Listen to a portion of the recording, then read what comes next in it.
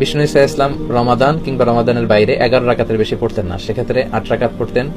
তিনি তারাবি বলেন বা কিয়ামুল লাইল বলেন, যেটাই বলেন, আর বাকি 3 রাকাত ছিল বেতের পড়তেন। পরবর্তীতে ওমরে ফারুকের সময় উনি সাহাবীদেরকে বিচ্ছিন্ন হয়ে রাত্রিবেলা মসজিদে নামাজ পড়তে দেখে একত্রিত করলেন। তখন থেকে 20 রাকাত চালু হলো। মসজিদে নববীতে, মসজিদুল হারামে আজও 20 রাকাত হয়। আমি আল আজহার ইউনিভার্সিটি থেকে ব্যাচেলর করেছি, সেখানেও 20 রাকাত হয়। তো যেহেতু এটা ইবাদতের মাস, যত বেশি ইবাদত করা যায় ততই ভালো। সাহাবারা 20 রাকাত করেছেন। সাহাবারা তো আমাদের চেয়ে ইসলামকে ভালো বুঝেছেন। মসজিদুল হারাম, মসজিদ নববীতে আজও 20 রাকাত হয়। মানুষদেরকে যত বেশি সুযোগ দেওয়া যায়, এবং 20 রাকাত হওয়াটাই ভালো। ফলে কারো যদি স্বাস্থ্য খারাপ লাগে, সে চলে গেল বা কিছুক্ষণ বিশ্রাম নিয়ে আবার অংশগ্রহণ করলো। 8 রাকাত হলে যেটা হয়, খুব অল্প সময় শেষ হয়ে গেল, ফলে অনেকে হয়তো বঞ্চিত হতে পারে। 20 রাকাতই চালু থাক, যার যতটুকু সুযোগ হয় পড়বেন, ফ্লেক্সিবিলিটি আছে। 8 রাকাত 20 রাকাত, এখানে আমি বলেছিলাম সম্মানিত ভাইয়েরা, কোয়ান্টিটি ধর্তব্য না, মানে কয় রাকাত এটা বেশি গুরুত্বপূর্ণ না, গুরুত্বপূর্ণ কোয়ালিটি, কত ধীরস্থির ভাবে, কত স্মুথলি আপনি পড়ছেন। আলহামদুলিল্লাহ, আমি তো মালয়েশিয়াতে তারাবি পড়ি, কত চমৎকার ধীরস্থির ভাবে যে তারা পড়ে। মিশরে তারাবি পড়েছি, কত ধীরস্থির ভাবে পড়ে। হেরেম শরীফে কত ধীরস্থির ভাবে পড়ে। আপনারা দেশে 8 না 20 যারা আমার আলোচনা পছন্দ করেন, আমি তাদেরকে দাবির জায়গা থেকে বলবো, 8 না 20 তারা কেউ এ নিয়ে তর্ক করবেন না। আমার আলোচনা যারা পছন্দ করেন, ইসলামকে যারা পছন্দ করেন, তাদেরকে আমি বলবো, ইয়াং যুবক সমাজ যারা আছো, 8, 20 এগুলো আমি তোমাদের মুখে শুনতে চাই না।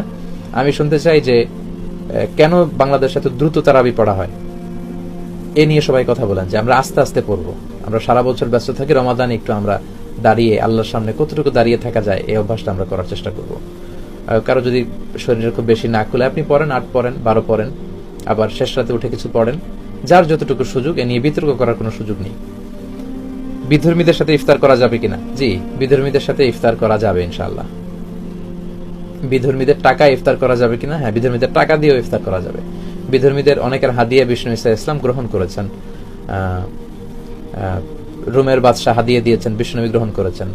বিধর্মী ছিল মুকাওকিস, তখন ফারাও, তখনকার ফেরাউন, মিশরের বাদশাহ হাদিয়া দিয়েছেন, বিষ্ণুনবী গ্রহণ করেছেন। এটা গ্রহণ করা জায়েজ আছে ইনশাআল্লাহ। আমার ভাইয়েরা অনেক প্রশ্ন করেছেন। শুধু বিসমিল্লাহির রহমানির রহিম বলে ইফতার করলে চলবে? হ্যাঁ, চলবে। আপনি খাবার শুরুতে বিসমিল্লাহ বলবেন।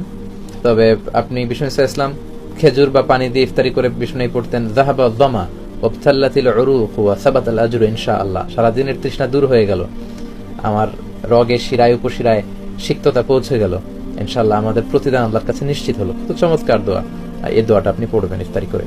আরিফুর রহমান ভাই বলেছেন, নামাজের দ্রুত তেলাওয়াত হলে কি নামাজ হবে? নামাজটা আসলে সুন্নাতি তরিকায় হবে না, আর রুকু সেজদায় দেরি করলে নামাজই হবে না, আপনাকে সহ সেজদা দিতে হবে। তা'দিলুল আরকান, ধীরস্থির ভাবে। আমি সবসময় বলে থাকি যে নো রাশিং ইন সালাহ, সালাতে তাড়াহুড়ো নেই। নো হ্যাস্টিনেস ইন সালাহ, সালাতে তাড়াহুড়ো করা যাবে না। আপনি রিল্যাক্সের সাথে রুকু করবেন, পিঠটা সোজা হবে, স্ট্রেট ফরওয়ার্ড। রুকু থেকে দাঁড়িয়ে সোজা হয়ে দাঁড়ায় থাকবেন, আবার সেজদায় চলে যাবেন। আপনি 2 সেজদার মাঝখানে আপনি বসবেন, রিল্যাক্সের সাথে পড়তে হবে। বিষ্ণু নবীর সালাত ছিল রিল্যাক্সের সাথে, তাড়াহুড়ো করলে আসলে এটা সালাত হয় না।